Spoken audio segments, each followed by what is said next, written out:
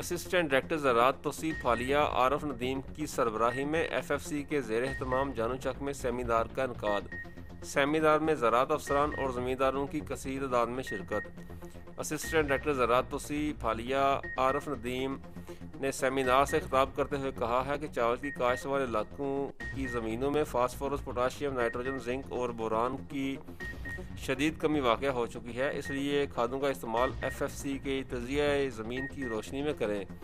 उन्होंने काश्तकारों पर जोर दिया कि वो FFC के अमली ज़रई तरबीती प्रोग्राम का हिस्सा बनकर अपनी चावल की पैदावार में दुगना इजाफा करें। इंचार्ज FFC ज़रई शुबा farm advisory centre Tariq Javed और executive agri services FFC Hassan Raza ने अज़ाए कबीरा और अज़ाए सगीरा के किरदार पर रोशनी डालते हुए कहा कि ग़ज़ाई अजनास की पैदावार में कमी की बुनियादी वजह खादों का गैर मतवाज़न इस्तेमाल है।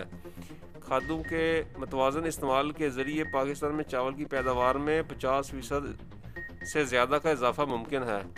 उन्होंने काश्तकारों पर जोर दिया कि जदीद टेक्नोलॉजी को अपनाकर और तजिया ज़मीन की रोशनी में खादों के मतवाज़न इस्तेमाल के ज़रिए चावल की पैदावार में खातर का इजाफा हो सकता है।